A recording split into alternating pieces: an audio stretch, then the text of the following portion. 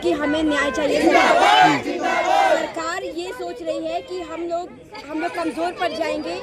इस समर्थन में हमारे साथ है हमारे भाई बहन, हमारे सर सब लोग साथ है राइटर गाइडलाइन को लेकर, क्योंकि अगर जिसकी जॉब लग गई है उसके लिए तो चलो ठीक है, तो क्या ये कर सकते हैं कि मैथ और रीजनिंग हटा दें? ये कहेंगे कि गलत शब्दों का चयन मत करो, लेकिन हमें करने पे मजबूर किया जा रहा है, हमारे साथ अन्याय किया जा रहा है, हमें दबाने की कोशिश की जा रही है। क्यों सभी नेत्रहीन छात्र छात्राओं को न्याय प्रदान करना ही होगा, वरना इनकी सरकार को हम बंद करवाने में देर नहीं लगाएंगे। मेरा नाम है रमाकांत सिंह जी और मैं प्रयागराज उत्तर प्रदेश से आया हूँ। मैं पूर्व केंद्रीय उपाध्यक्ष हूँ राष्ट्रीय दृष्टिहीन संघ का। जी हम यहाँ आज दृष्टिहीनों के लिए जो लिखते हैं परीक्षाओं में, श्रुति लेखक जिन्हें कहा जाता है, जी जी उस समस्या को लेकर यहाँ आए हैं, क्योंकि सरकार ने 1 अगस्त 2025 को 2 से 3 स्टेप श्रुति लेखक की गाइडलाइन पारित की है। और आप ये देखिए, वो गाइडलाइन मान लीजिए कि हम स्वीकार कर ले तो कैसे करें? कारण उसका ये है कि एक कैंडिडेट है जो दृष्टिवान है, ठीक, वो एमए पास है, ठीक है, जी जी वो भी परीक्षा देगा। एक दृष्टिहीन जो कैंडिडेट है एमए पास है, वो भी परीक्षा देगा।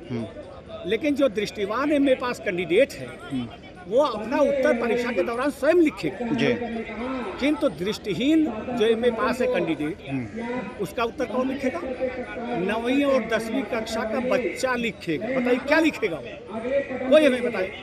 इसलिए हम चाहते हैं कि इस श्रुति लेखक की गाइडलाइन को सरकार तत्काल निरस्त करे और 2013 की सर्वश्रेष्ठ गाइडलाइन थी श्रुति लेखक की, उसे तत्काल बहाल करे।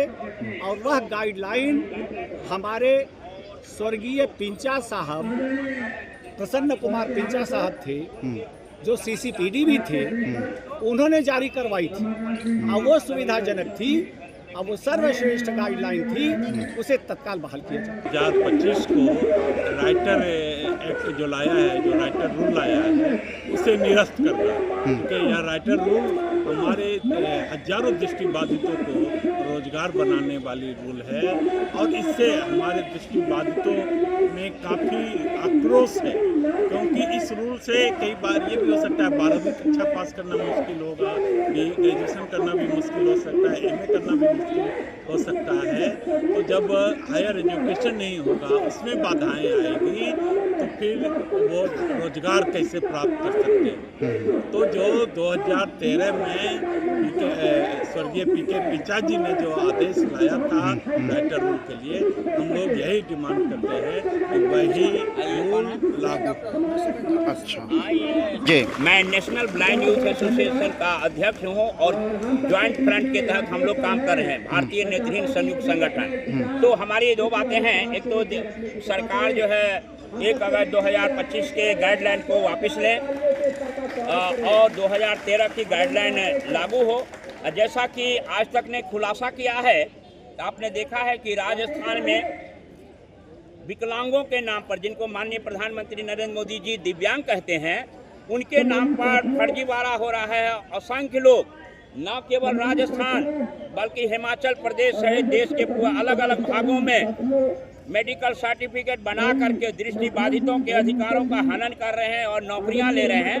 तो प्रत्येक सक्षम एजेंसियों के माध्यम से इनकी जांच पड़ताल हो और दिव्यांगजनों के अधिकारों की सुरक्षा की जाए और फर्जीवाड़ा को सरकार बड़े पैमाने पे रोक लगाए, क्योंकि हमें न्याय चाहिए। सरकार ये सोच रही है कि हम लोग कमजोर पड़ जाएंगे।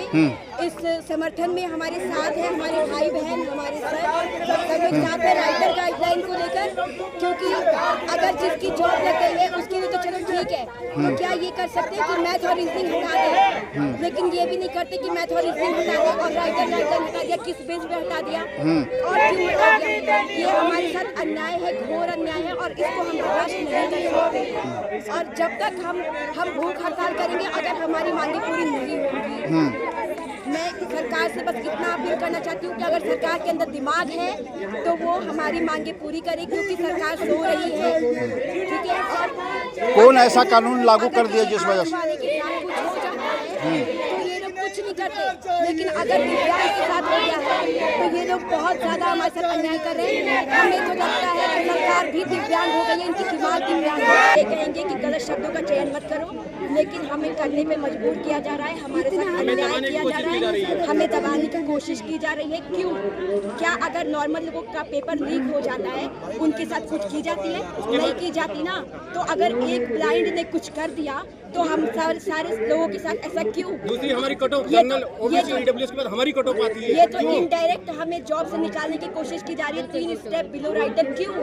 ये तो इनडायरेक्ट हमें चुनौती दी जा रही है कि हमें जॉब ना मिले। ऐसा क्यों?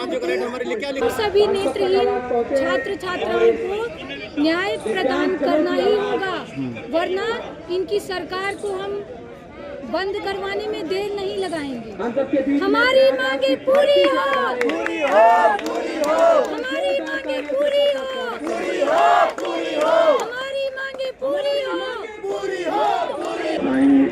लोग अपने लिए काम कर रहे हैं, समाज के लिए नहीं कर रहे हैं, उनसे बच के रहना है और समाज के लिए काम दूसरे ने जो लड़ाई जीती है उसके लिए दूसरे के साथी, युवा संघ के साथी धन्यवाद के पात्र हैं। और ये रैली आप देखिए, आपकी जो वार्ता होती है तो ठीक है, अगर वार्ता सकारात्मक नहीं होती या वार्ता में अपेक्षित रिजल्ट नहीं आता तो ये इस पर निश्चित रूप से भरत यादव जी के बात से मैं सहमत हूँ कि आंदोलन को अनवरत जारी रहने के बारे में निर्णय